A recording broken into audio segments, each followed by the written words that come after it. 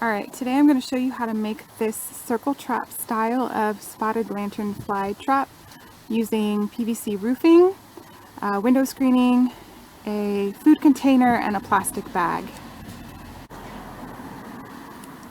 This type of trap can be used to trap all life stages of spotted lanternflies, including the adults. The PVC roof idea, which is seen here below, is an idea I got from Luke on YouTube. I'm going to link his video tutorial below, but his tutorial is awesome if you are interested in trapping spotted lanternflies and not necessarily interested in counting the number of flies that you have caught. This style kind of hybridizes Luke's trap with the Penn State trap so that you have a trap you can easily change out. This bag, and as you can see here, I have a couple of spotted lanternflies that I've caught adult stage in this trap style. So this is an effective trap for the adults as well. So here's a smaller version of the same size or same type of trap. You can see the PVC roofing here at the bottom. It's corrugated, so each of the spotted lanternflies kind of crawl through these tunnels and they're unable to get out because they're trapped by this window screening. They will crawl up through this food container, which gives the trap structure, and then you'll put a plastic bag over the top and you can collect the spotted lanternflies in that plastic bag and easily change it out. So I'm going to show you how to make that style trap. So the supplies you're going to need to make this spotted lanternfly trap is a sheet of this PVC roofing, corrugated PVC roofing. This costs about $8 for a large sheet. You're going to need window screen. This can also be purchased at Home Depot or Lowe's. You can buy a big roll like this, or you can buy a smaller roll. A pair of scissors or tin snips, some twine, something to measure with, and either a stapler or hot glue. So to make this trap, I'm starting out with a 10 by 1 inch piece of corrugated PVC roofing. So you can cut this with regular scissors, but tin snips will definitely make the job easier. And then a 10 inch by 20 inch piece of window screen. Okay. So the first step is you're going to staple the window screening to the bottom of the PVC roofing strip that you cut. You can also use hot glue if you don't have a good stapler.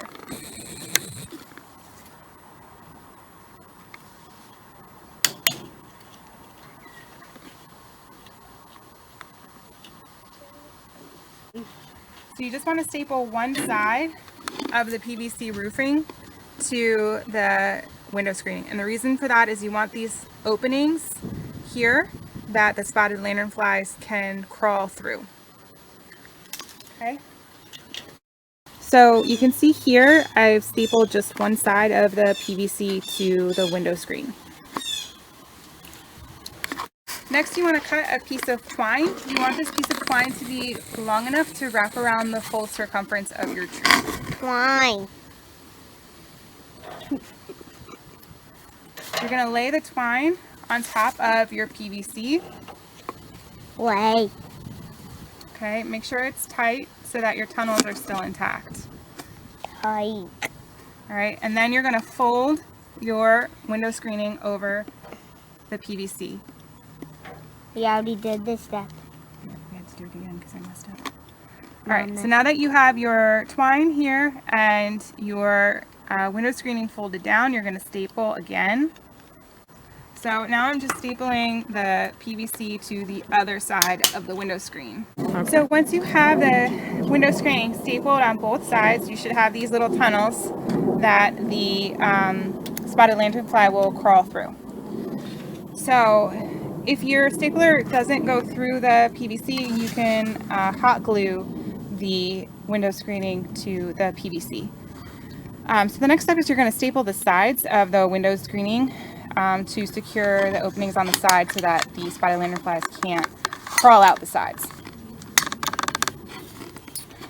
Okay, so I staple one side, now I'm going to staple the other. And I'm actually not going to staple all the way up because I'm going to cut this section in just a minute. And this section, once cut, is going to go inside our food container. So I'm going to show you that here. So I turn it into sort of a triangle shape and then pull it through the food container that you cut the top off of. So once you've stapled the two sides closed, you're going to, this should be about 10 inches or so, you're going to start cutting around the 7-inch mark, and you're going to cut up to the center a diagonal line, and you're going to do this on both sides. So I'm actually going to cut off this staple here. And this doesn't have to be super exact, you're just kind of forming a triangle shape at the top of the trap.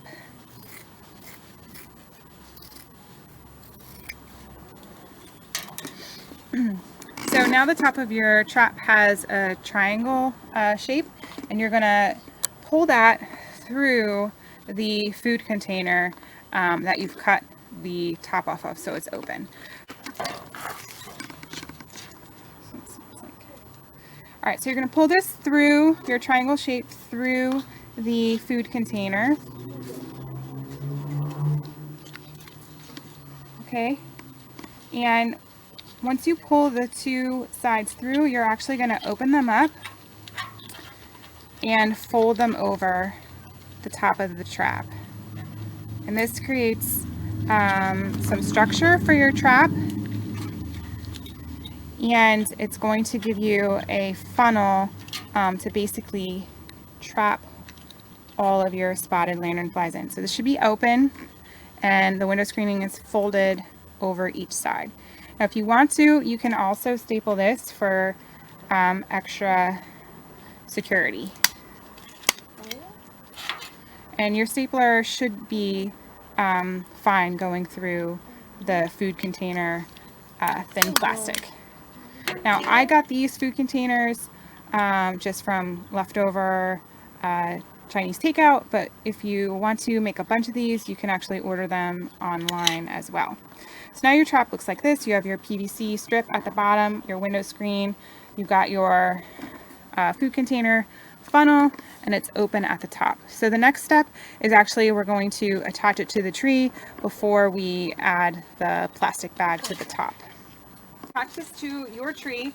You want to have the twine side facing you, so out from the tree, and that will basically make your PVC stay close to the tree. So you want to find as smooth a section of bark as you can, because one of the reasons that this trap works well is the PVC and window screen is flush to the tree bark. So you want to make sure it's really secure.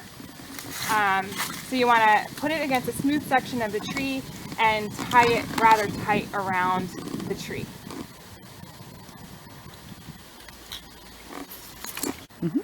So this trap is already secured to the tree, so you can see I have the twine side. On this one I happen to use hot glue to secure the twine, but the twine is on the outside and it's tied to the tree so that the PVC is against the tree bark, so when spotted lanternflies crawl up in here, they get stuck inside the trap. They'll continue to crawl up because that's their natural instinct. They'll crawl up through the food container and into this plastic bag where you can collect them.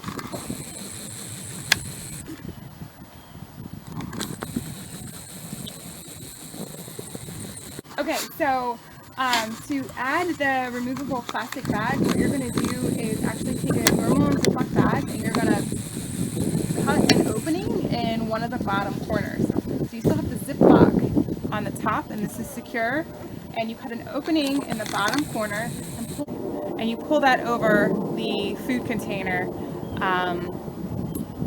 part of the trap. And so this is what's going to basically trap the spotted lanternflies inside the bag. Now to secure this, you'll take another piece of twine and wrap it around the bag, the food container, and the tree. You can then easily change out this bag, or you can open it and collect the spotted lanternflies that you've caught.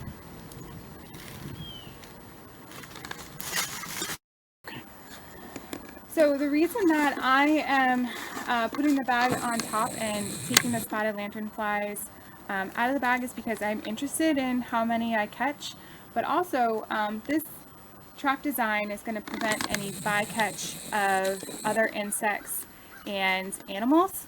But some insects can make their way inside here, and what I found is that ants can get in. They can also get out, whereas the spotted lanternflies, for some reason, can't figure out how to get out. Ants are small enough and smart enough that they know to crawl back down, but what they do is they crawl inside and actually eat the spotted lanternflies.